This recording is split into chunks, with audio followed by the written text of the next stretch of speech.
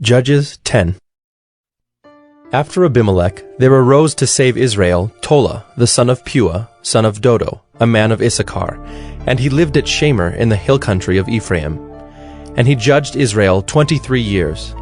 Then he died and was buried at Shamir. After him arose Jair the Gileadite, who judged Israel 22 years.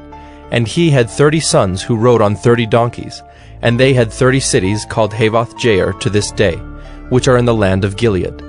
And Jair died and was buried in Canaan. The people of Israel again did what was evil in the sight of the Lord, and served the Baals and the Ashtaroth, the gods of Syria, the gods of Sidon, the gods of Moab, the gods of the Ammonites, and the gods of the Philistines. And they forsook the Lord and did not serve him. So the anger of the Lord was kindled against Israel, and he sold them into the hand of the Philistines and into the hand of the Ammonites. And they crushed and oppressed the people of Israel that year. For 18 years they oppressed all the people of Israel who were beyond the Jordan in the land of the Amorites, which is in Gilead. And the Ammonites crossed the Jordan to fight also against Judah and against Benjamin and against the house of Ephraim, so that Israel was severely distressed. And the people of Israel cried out to the Lord, saying, "We have sinned against you, because we have forsaken our God and have served the Baals." And the Lord said to the people of Israel, Did I not save you from the Egyptians and from the Amorites, from the Ammonites and from the Philistines, the Sidonians also, and the Amalekites? And the Maonites oppressed you, and you cried out to me, and I saved you out of their hand. Yet you have forsaken me and served other gods. Therefore I will save you no more. Go and cry out to the gods whom you have chosen. Let them save you in the time of your distress. And the people of Israel said to the Lord, We have sinned. Do to us whatever seems good to you. Only please deliver us this day. So they put away the foreign gods from among them and served the Lord, and he became impatient over the misery of Israel. Then the Ammonites were called to arms, and they encamped in Gilead. And the people of Israel came together, and they encamped at Mizpah. And the people, the leaders of Gilead, said one to another, Who is the man who will begin to fight against the Ammonites? He shall be head over all the inhabitants of Gilead. Judges 11. Now Jephthah the Gileadite was a mighty warrior, but he was the son of a prostitute. Gilead was the father of Jephthah, and Gilead's wife also bore him sons. And when his wife's sons grew up, they drove Jephthah out and said to him, You shall not have an inheritance in our father's house, for you are the son of another woman. Then Jephthah fled from his brothers and lived in the land of Tob. And worthless fellows collected around Jephthah and went out with him. After a time the Ammonites made war against Israel. And when the Ammonites made war against Israel, the elders of Gilead went to bring Jephthah from the land of Tob. And they said to Jephthah, Come and be our leader, that we may fight against the Ammonites. But Jephthah said to the elders of Gilead, Did you not hate me and drive me out of my father's house? Why have you come to me now when you are in distress?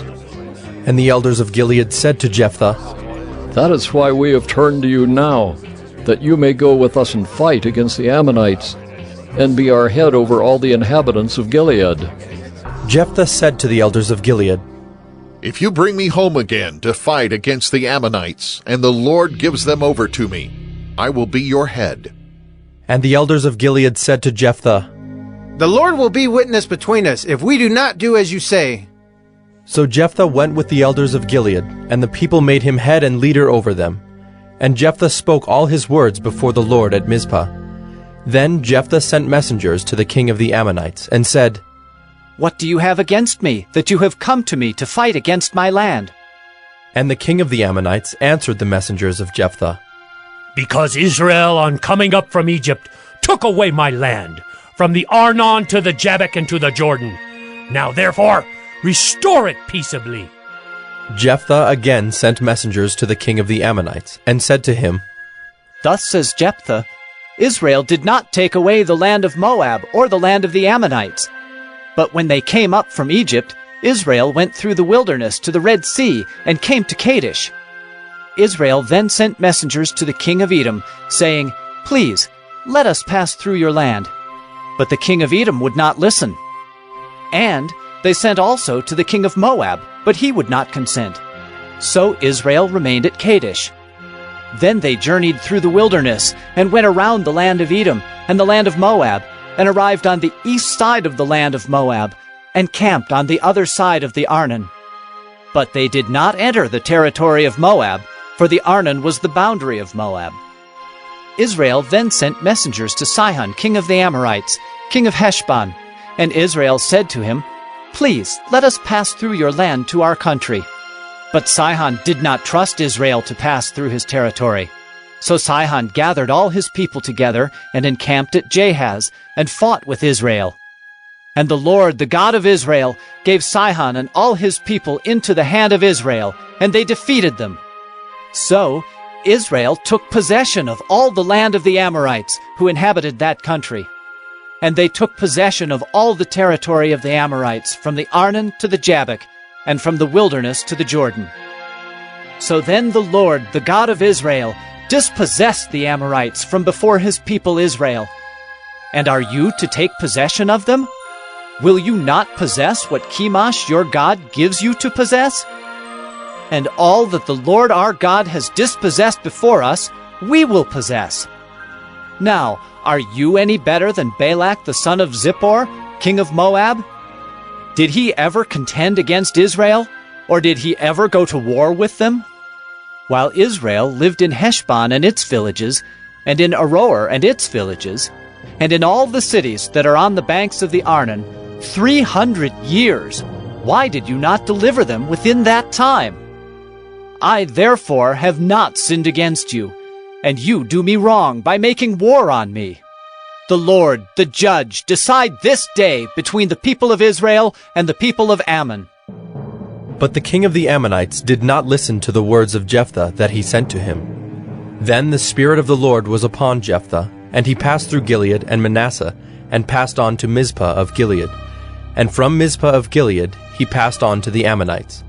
And Jephthah made a vow to the Lord, and said, "If you will give the Ammonites into my hand, then whatever comes out from the doors of my house to meet me when I return in peace from the Ammonites shall be the Lord's, and I will offer it up for a burnt offering."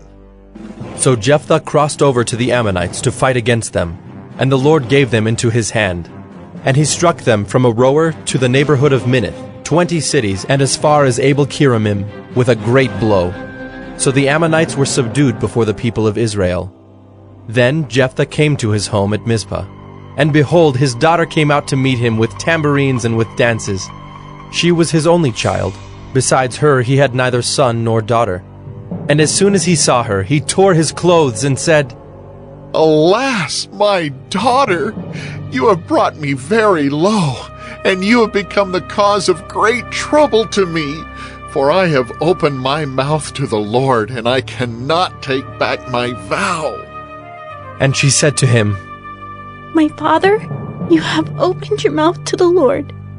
Do to me according to what has gone out of your mouth, now that the Lord has avenged you on your enemies, on the Ammonites." So she said to her father, "Let this thing be done for me. Leave me alone 2 months, that I may go up and down on the mountains and weep for my virginity, I and my companions." So he said, "Go." Then he sent her away for 2 months, and she departed, she and her companions, and wept for her virginity on the mountains. And at the end of 2 months she returned to her father, who did with her according to his vow that he had made. She had never known a man, and it became a custom in Israel that the daughters of Israel went year by year to lament the daughter of Jephthah the Gileadite 4 days in the year. Judges 12. The men of Ephraim were called to arms, and they crossed to Zaphon and said to Jephthah, "Why did you cross over to fight against the Ammonites and did not call us to go with you? We will burn your house over you with fire." And Jephthah said to them, "I and my people had a great dispute with the Ammonites, and when I called you, you did not save me from their hand. And when I saw that you would not save me, I took my life in my hand, and crossed over against the Ammonites, and the Lord gave them into my hand. Why then have you come up to me this day to fight against me?" Then Jephthah gathered all the men of Gilead and fought with Ephraim. And the men of Gilead struck Ephraim because they said, "You are fugitives of Ephraim, you Gileadites, in the midst of Ephraim and Manasseh." And the Gileadites captured the fords of the Jordan against the Ephraimites. And when any of the fugitives of Ephraim said, "Let me go over," the men of Gilead said to him, "Are you an Ephraimite?" When he said, "No," they said to him, "Then say Shibboleth." And he said, "Sibboleth," for he could not pronounce it right. Then they seized him and slaughtered him at the fords of the Jordan. At that time 42,000 of the Ephraimites fell. Jephthah judged Israel 6 years. Then Jephthah the Gileadite died and was buried in his city in Gilead. After him, Ibzan of Bethlehem judged Israel. He had 30 sons, and 30 daughters he gave in marriage outside his clan, and 30 daughters he brought in from outside for his sons. And he judged Israel 7 years. Then Ibzan died and was buried at Bethlehem. After him, Elon the Zebulunite judged Israel, and he judged Israel 10 years. Then Elon the Zebulunite died and was buried at Ajalon in the land of Zebulun. After him, Abdon the son of Hillel the Pirathonite judged Israel. He had 40 sons and 30 grandsons who rode on 70 donkeys, and he judged Israel 8 years. Then Abdon the son of Hillel the Pirathonite died and was buried at Pirathon in the land of Ephraim, in the hill country of the Amalekites.